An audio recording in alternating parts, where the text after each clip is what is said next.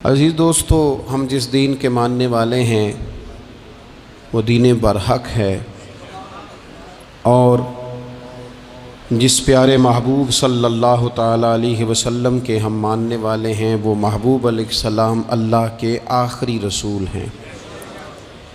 नबी अकरम सल्लल्लाहु ताला अलैहि वसल्लम कामिल अकमल और मुकम्मल दीन लेकर तशरीफ़ लाए।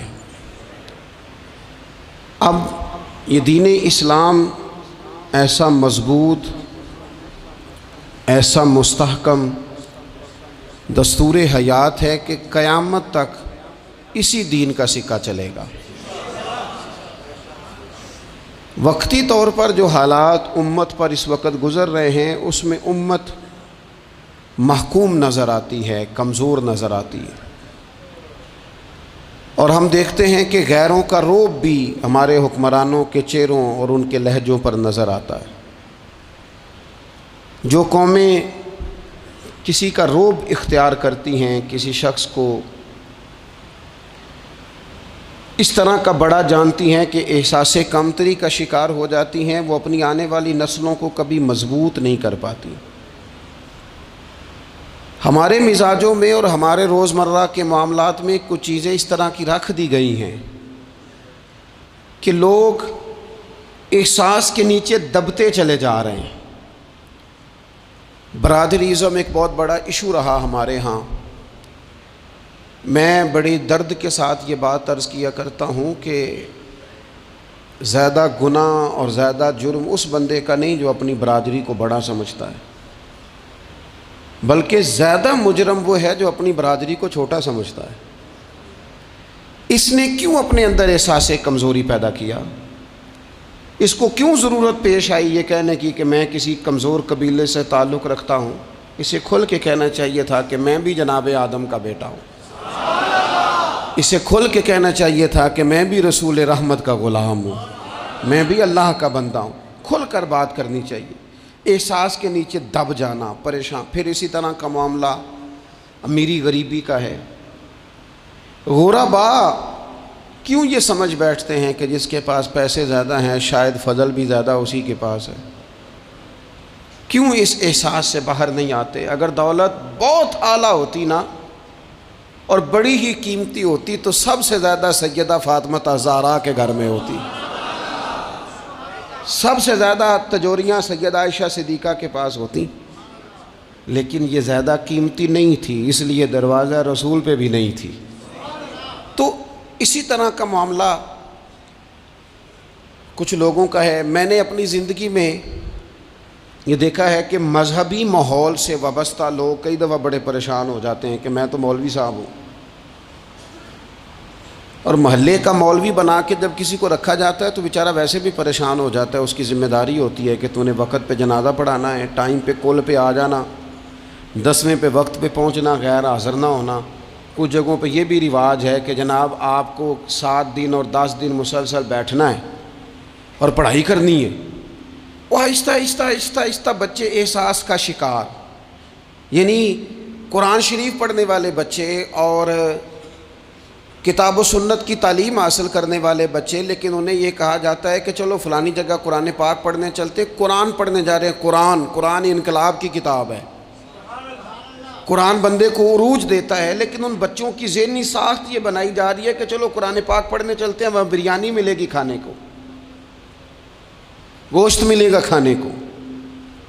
शिकायत है मुझे या रब खुदा बंदाने मकतब से, सबक शाही है बच्चों को दे रहे हैं खाकबाजी का। इतनी छोटी जब आप किसी की सोच बना देते हैं तो फिर वो आप कहें कि वो इनकलाब बर्पा करे, वो कोई बड़ा कारनामा सर अंजाम दे, ये होता नहीं, मुमकिन नहीं होता। जब आप आहिस्ता आहिस्ता करके एहसास कमज़ोरी के नीचे दबते चले जाते हैं, दबते, हालात ख़राब हो जाते हैं। हमारे बुजुर्ग हमें कहा करते थे कि मौलवी होना कोई ताना है, और हमने हालात बदलते देखे। एक टाइम ऐसा था कि मौलवी होना लोग ताना समझते थे। हमें भी कहा मौलवी साहब इधर आई,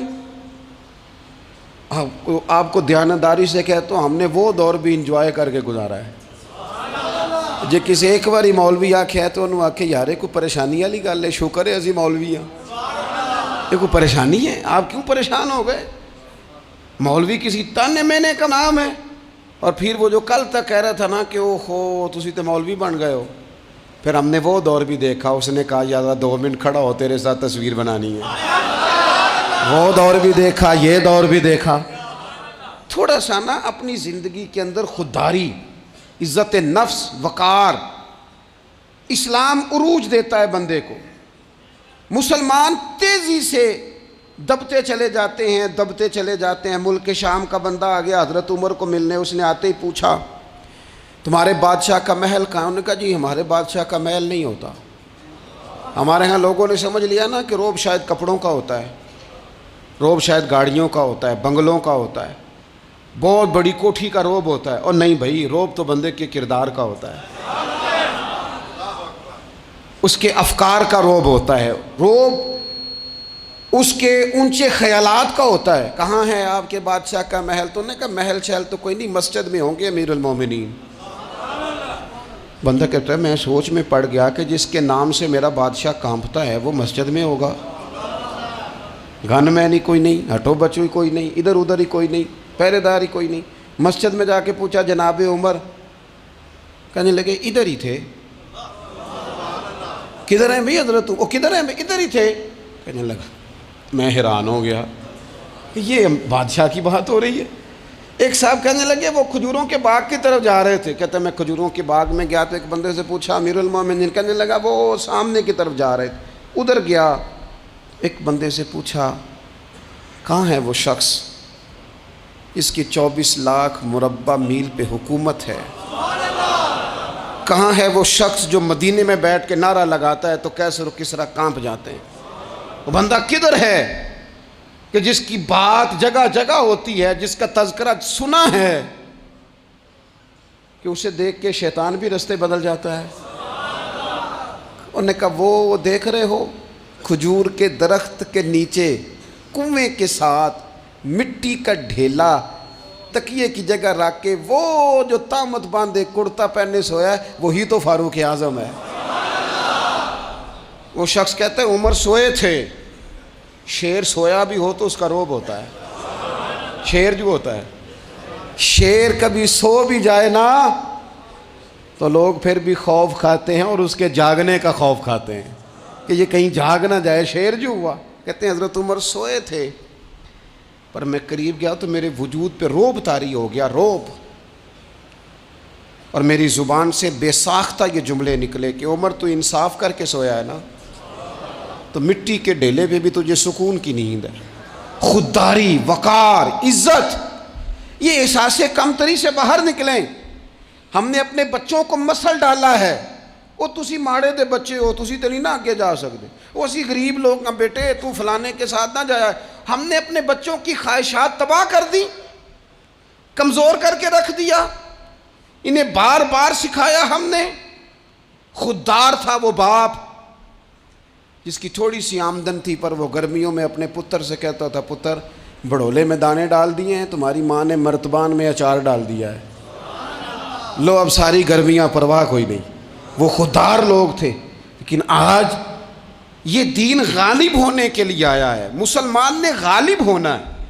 ये थोड़ा अपनी ज़ात से उठकर जब सोचेगा ना, बड़ी बात करेगा, बड़ी बड़ी सोच पैदा करेगा, बड़ा इसका मिजाज होगा, खुला इसका दिल होगा, तो फिर ना ये ज़रा सर उठा के जिएगा। कुरान मजीद की जो आया करीमा मैंने तिलावत की, अल्लाह करीम ने फरमाया हुवल्लज़ी अरसला रसूलहू बिलहुदा व दीनिल हक़, फरमाया वो कादिर मुतलक है जिसने अपने रसूल को हिदायत और हक़ दे के भेजा है। दो चीज़ें दे के भेजा है, हिदायत और हक़। किताब हिदायत और हक़ हुजूर लेके आए। किस लिए भेजा है? कि निरा तस्बीह पढ़ें और सो जाएं, निरा जनाब इबादत करें और आराम करें, निरा जनाब तिलावत करें और आराम करें ना। हुवल्लज़ी अरसला रसूलहू बिलहुदा व दीनिल हक़, वो रब है जिसने अपने नबी को, अपने रसूल को हिदायत और हक़ दे के भेजा है। क्यों? कि लियुज़हिरहु अलद्दीन कुल्ले, ताकि इस दीन को तमाम दीनों पर गालिब कर दे, इसको गालिब करे, हर दीन पर यह दीन छा जाए। वलौ कारिहल मुशरिकून, अगरचे मुशरिकों को ये बात बुरी ही लगे, ना पसंद आए, किसी को नहीं आती। लियुज़हिरहु अलद्दीन कुल्लिही, ये दीन गालिब होने के लिए आया। गालिब, तू नमाज भी पढ़, इबादत भी कर, लेकिन ये भी ख्याल रख कि दुनिया में नमाज वाले नबी का निज़ाम भी कायम करना है। तेरे पास निरी मस्जिद नहीं होनी चाहिए, हुकूमत भी होनी चाहिए। मुसलमान के हाथ में निरी तस्बीह नहीं होगी, ये इनाने हुकूमत भी चलाएगा। इसके अंदर खुददारी होगी। हज़रत उमर तहज्जुद भी पढ़ते थे और सवेरे हुकूमत भी करते थे। हज़रत सिद्दीक़ अकबर सारी रात मदीने वाले की याद में रोया भी करते थे और सुबह उठकर तलवार लेकर नबी पाक अलैहिस्सलाम की ख़त्म नबुव्वत के मुनकरों के ख़िलाफ़ जिहाद भी किया करते थे। जब तक अपने मिजाज में वो शौक़ नहीं पैदा होता कि दीन को गालिब करना है, जद्दोजहद करनी है, कोशिश करनी है। बड़ा सौखा है हमारे लिए भी, आराम से नमाज पढ़ें, नफल पढ़ें, इबादत करें। और वैसे भी उसे लोग ज़्यादा बड़ा पीर समझते हैं जिसकी तस्बीह ज़्यादा लंबी हो। वो ज़्यादा बड़ा पीर होता है जिसकी पगड़ी ज़रा ज़्यादा बड़ी हो, जुब्बा तगड़ा पहने, उजरे के अंदर रहे, बाहर ना निकले, और अंदर जाएं 2 मिनट के लिए हज़रत की ज़ियारत करें, बाहर आ जाएं, बस छुट्टी। वो ज़्यादा पीरी मुरीदी हो जाती है। पीर तो बोलता ही नहीं। वही है तेरे ज़माने का इमाम बरहक। इकबाल कहने लगे वही है तेरे ज़माने का इमाम बरहक, जो तुझे हाजिर मौजूद से बेजार करे और मौत की शक्ल में दिखला के तुझे जलवा यार, जिंदगी तेरे लिए और भी दुश्वार करे। तो जो तेरा जीना मुश्किल कर देना, वो तेरे ज़माने का इमाम बरहक है, तेरे लिए ज़िंदगी दुश्वार कर। ये क्या बात हुई कि ठीक है जनाब आप मौज करें जो दीन गालिब होने के लिए आया। दीन के मिजाज में गलबा है, दीन की तबीयत में गलबा है। दीनदार छा के वक्त गुजारा करते हैं। अल्लाह ताला ने इस दीन के अंदर वो करार दिया है, वो वुस्अत दी है, वो दर्द दिया है, वो ज़ौक़ दिया है। अपने अंदर से वो बुत तोड़ डालें जो बुत मायूसी फैलाते हैं। उन जगहों से निकल आए जहाँ इंसान कमज़ोर पड़ता है। उठ बांध कमर क्यों डरता है, फिर देख खुदा क्या करता है। आगे की तरफ देखें, आगे की तरफ देखें। मेरे नबी अकरम सल्लल्लाहु ताला अलैहि वसल्लम ने फरमाया, हालात जितने भी ख़राब आ जाएं, माहौल जितना भी बिगड़ जाए, उम्मत पर दुश्वारी जितनी भी आए, हुज़ूर अलैहिस्सलातु वस्सलाम ने फरमाया है ये दीन इस्लाम है। ये मुस्लिम के लफ्ज़ हैं। हुज़ूर फरमाते हैं ये दीन हमेशा कायम रहेगा। और फरमाया एक जमात होगी पूरी मेरी उम्मत की जो दीन इस्लाम के दिफा में काम करती रहेगी, जद्दोजहद करती रहेगी, कोशिश करती रहेगी, हिम्मत करती रहेगी। मेरे अजीज़, हुज़ूर ने फरमाया हमेशा ये दीन कायम रहेगा और एक जमात हमेशा इस दीन के लिए काम करती रहेगी। और मेरे नबी पाक अलैहिस्सलाम ने फरमाया 100 साल के बाद तो अल्लाह ज़रूर इस उम्मत में एक ऐसा शख्स पैदा करेगा, ये इब्ने माजा में हदीस मौजूद है, जो इस दीन की नए सिरे से तजदीद कर देगा। वो लोग आते रहे, जब हालात बड़े बिगड़े तो हज़रत उमर बिन अब्दुल अज़ीज़ आ गए, हालात का रुख बदल के रख दिया। फिर मामलात बड़े बिगड़े तो इमाम शाफ़ई जैसे लोग आ गए, गौसे आज़म जिलानी जैसे लोग आ गए। हालात बड़े बिगड़े तो शेख अब्दुल हक मुहद्दिस देलवी जैसे लोग आ गए। हिंदुस्तान में जब माहौल बड़ा कठिन हुआ तो आला हज़रत फाज़िल बरेलवी जैसे लोग आ गए। हर सदी के सिरे पर अल्लाह ताला एक मुजद्दिद भेजेगा। हुजूर का वो ग़ुलाम दीन को नए सिरे से ताज़ा करे।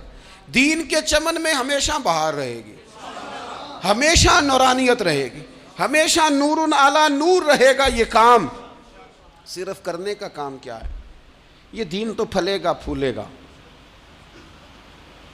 जो आगे बढ़ के खिदमत में हिस्सा डाल लेगा ना, वो अपना नफ़ा करेगा। ये कुरान पाक है, या अय्युहल्लज़ीना आमनू इन तंसुरुल्लाह यंसुरकुम व युसब्बित अक़दामकुम। अल्लाह फरमाते हैं लोगों, अगर तुम अल्लाह के दीन की मदद करोगे ना तो अल्लाह तुम्हारी मदद करेगा। व युसब्बित अक़दामकुम, और तुम्हारे कदम जमा देगा, तुम्हें इस्तिक़ामत दे, तुम आगे। और दीन की मदद सिर्फ पैसों से नहीं होती। कोई शख्स समझे कि फ़कत माल से मदद होती है। जब आप वक्त पर आकर मस्जिद में जुमे की नमाज अदा करते हैं तो ये भी आप दीन की खिदमत ही करते हैं। जब आप दीनी इज्तिमात की रौनक बढ़ाते हैं तो ये भी आप दीन की खिदमत ही करते हैं। जब आप किसी दीन के तालिब इल्म का हौसला बढ़ा देते हैं ना, बेटे बड़ी बात है कुरान पढ़ते रहना, ये भी आप खिदमत ही करते हैं। जब आप दीन के बारे में किसी जगह बैठ के अच्छी बात कर देते हैं, यार अल्लाह का फजल है हमारे दीन में ये खैर अल्लाह ने रखी, ये भी आप दीन की मदद ही करते हैं। आप किसी भी जगह किसी भी हवाले से दीन के लिए कोई भी पैगाम देते हैं, कोई भी बात करते हैं, तो आप दीन की ये सारी खिदमातें दीनियाँ हैं, ये सारा दर्द है, ये सारा ज़ौक़ है। हम अपना अपना हिस्सा जिस तरह भी मिला सके दीन की हिमायत में, दीन की मदद में। जहाँ कोई ऐसी बात हो रही हो वहाँ हम दिफा के लिए खड़े हो जाएं। हर शख्स अपने अपने मकाम पर दीनी इबलाग में, दीन की तबलीग में अपना किरदार अदा करे। एक जुमला कोई बोल देना रसूल पाक के दीन की मदद में, एक जुमला, यानी किसी को सिर्फ इतना कह देना कि यार तो अपने बेटे को, तेरे 5 बेटे हैं, एक को कुरान मजीद का आलिम ही बना दे।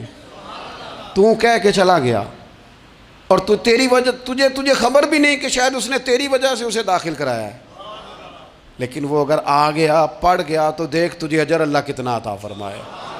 आधा जुमला बोल के दीन के मामले में मुआवन बने, कोई खैर का लफ्ज़ बोल के मुआवन बने।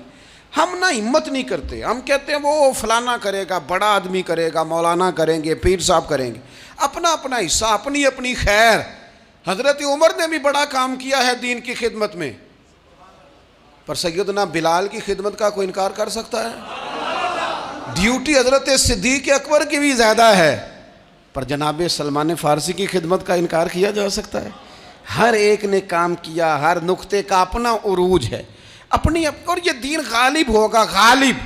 ये मत समझें थोड़े से हालात कमज़ोर आए हैं और थोड़ा सा मुसलमान महकूम हुए हैं माली तौर, अपनी कोताहियों की वजह से हुए, अपनी गलतियों की वजह से हुए, अपने आमाल के सबब हुए, तो डर डर के ना जिए। नबी पाक सल्लल्लाहु अलैहि वसल्लम सफ़र पे तशरीफ़ ले गए। हुज़ूर अलैहिस्सलाम की आदत करीमा थी, जब सफ़र पे जाते थे तो सबसे आखिर में सारी तैयारी करके सामान समेट के सबसे आखिर में सैयदा फ़ातिमा ज़हरा से मिलते, फिर सफ़र शुरू होता। और जब हुज़ूर वापस आते तो सबसे पहले सैयदा फ़ातिमा से मिलते रज़ी अल्लाह ताला। हुज़ूर काफ़ी दिनों के बाद सफ़र से वापस आए, लंबा सफ़र था। सैयदा फ़ातिमा ज़हरा रज़ी अल्लाह ताला अन्हा से मिलने गए। नबी पाक सल्लल्लाहु ताला अलैहि वसल्लम का चेहरा नूर देख के तो सैयदा फ़ातिमा तड़प के रोई, रो पड़ी। हुज़ूर ने फरमाया फ़ातिमा क्या हुआ? अर्ज़ करने लगे या रसूलल्लाह, थकावट के असरात में आपके चेहरे पे देख रही, और हुज़ूर कपड़े यूँ लगता है बड़े पुराने पहने हुए हैं आपने। हुज़ूर इतनी मुशक्क़त क्यों करते हैं आप, इतनी मेहनत, इतनी जद्दोजहद? तो हज़रत फ़ातिमा ज़हरा फरमाती हैं हुज़ूर ने मुझे थपकी दी और फरमाया फ़ातिमा रो ना। और यहाँ वो बाज़ लोग होते हैं ना, जो हमने देखा है हमारे यहाँ इस तरह होता है कि वो कोई इस तरह की बात करे तो वो ज़्यादा रोने लग जाते हैं, क्या करें, बड़े मसाइल हैं, बड़ी मुशक्क़त है, करना पड़ता है, लोग और ज़्यादा। लेकिन नबी पाक अलैहिस्सलाम ने सोचों को नया जाविया दिया, ख़यालात को नया रुख दिया, इस बात को एक नया अंदाज सोचने का फराहम किया। हुज़ूर फरमाने लगे फ़ातिमा रो ना, तेरे बाप को अल्लाह ने आला मकासद के लिए दुनिया में मबूस फरमाया। हुज़ूर फरमाने लगे फ़ातिमा कोई घर कच्चा, कोई पक्का, कोई खैमा ऐसा नहीं बचेगा जहाँ अल्लाह दीन इस्लाम को पहुँचा नहीं देगा। और फरमाया फ़ातिमा याद रखना, जिस तरह रात छा जाती है ना, मोहम्मद अरबी का दीन भी छा जाएगा, ये छा जाएगा दीन। जिस तरह रात छा जाती है ये दीन भी छा जाएगा। और फिर दीन छा गया, जगह जगह छा गया। यूरोप में भी अज़ानें पढ़ी जाने लगी, अमेरिका और अफ्रीका में भी कुरान पढ़ा जाने लगा। जगह जगह जगह जगह रसूलुल्लाह सल्लल्लाहु अलैहि वसल्लम के दीन की बात होने लगी। का फ़ातिमा कार कच्चा हो या पक्का हो, खैमा हो, हर जगह ये दीन पहुँचेगा। और दीन पहुँचा।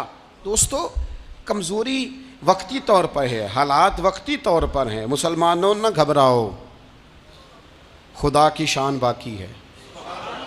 ये दीन फितरत है। ये दीन अपनी हकानियत की वजह से फैल रहा है, किसी का मोहताज ना, ये किसी के जोर लगाने। मुसलमानों न घबराओ, खुदा की शान बाकी है। अभी इस्लाम जिंदा है, अभी कुरान बाकी है।